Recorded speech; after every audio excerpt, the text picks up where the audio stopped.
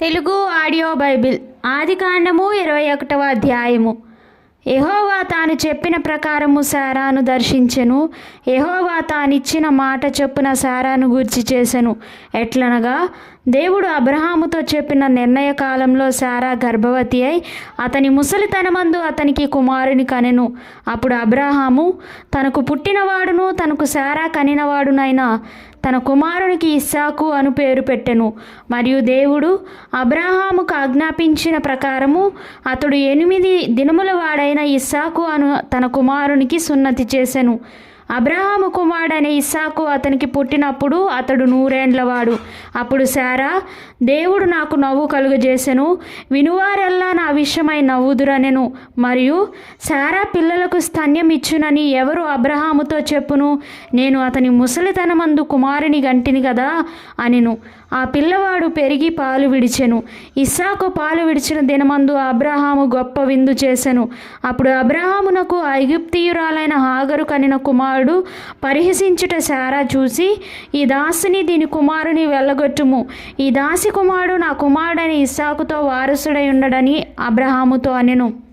అతని కుమారుని బట్టి ఆ మాట అబ్రహామునకు మిక్కిలి దుఃఖము కలుగజేసెను. అయితే దేవుడు, ఈ చిన్నవాని బట్టియు నీ దాసిని బట్టియు నీవు దుఃఖపడవద్దు.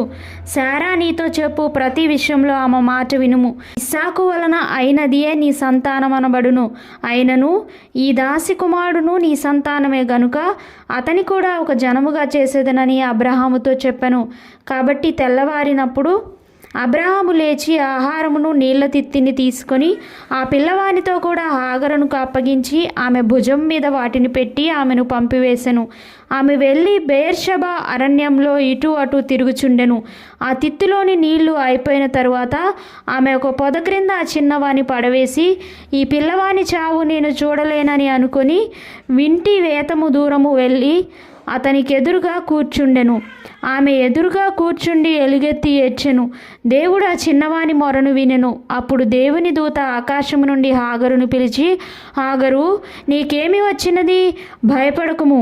ఆ చిన్నవాడున్న చోట దేవుడు వాని స్వరము విని ఉన్నాడు. నీవు లేచి ఆ చిన్నవాని లేవనెత్తి నీ చేత పట్టుకొనుము, వానిని గొప్ప జనముగా చేసేదనని ఆమెతో అనెను. మరియు దేవుడు ఆమె కన్నులు తెరిచినందున ఆమె నీళ్ల ఊట చూచి వెళ్ళి ఆ తిత్తిని నీళ్లతో నింపి చిన్నవానికి త్రాగనిచ్చెను. దేవుడు ఆ చిన్నవానికి తోడయుండెను. అతడు పెరిగి పెద్దవాడై ఆ అరణ్యంలో కాపురముండి విలుకాడాయెను. అతడు పారాను అరణ్యంలోనున్నప్పుడు అతని తల్లి ఐగుప్తు దేశము నుండి ఒక స్త్రీని తెచ్చి అతనికి పెళ్లి చేసెను. ఆ కాలమందు అబీమెలెకు అతని సేనాధిపతి అయిన ఫీకోలును అబ్రహాముతో మాటలాడి, నీవు చేయు పనులన్నిటిలోనూ దేవుడు నీకు తోడై ఉన్నాడు గనుక నీవు నన్నైనను నా పుత్ర పౌత్రాదులనైనను వంచింపక నేను నీకు చేసిన ఉపకారము చొప్పున నాకును నీవు పరదేశమైన ఈ దేశమునకు చేసేదనని దేవుని పేరట ఇక్కడ నాతో ప్రమాణము చేయమని చెప్పెను. అందుకు అబ్రహాము ప్రమాణము చేసేదనెను. అబీమెలెకు దాసులు బలాత్కారముగా తీసుకున్న నీళ్ల బావి విషయమై అబ్రహాము అబీమెలెకును ఆక్షేపింపగా, అబీమెలెకు, ఈ పని ఎవరు చేసిరో నేను ఎరుగును, నీవును నాతో చెప్పలేదు, నేను నేడే గాని ఈ సంగతి వినలేదని చెప్పగా అబ్రహాము గొర్రెలను గొడ్లను తెప్పించి అబీమెలెకుకిచ్చెను. వారిద్దరూ ఇట్లు ఒక నిబంధన చేసుకొనిరి.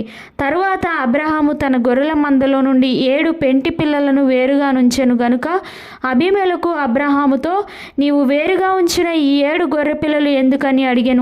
అందుకు అతడు, నేనే ఈ బావిని త్రవ్వించినందుకు నాకు సాక్షార్థంగా ఈ 7 గొర్రె పిల్లలు నీవు నా చేత పుచ్చుకొనవలనని చెప్పెను.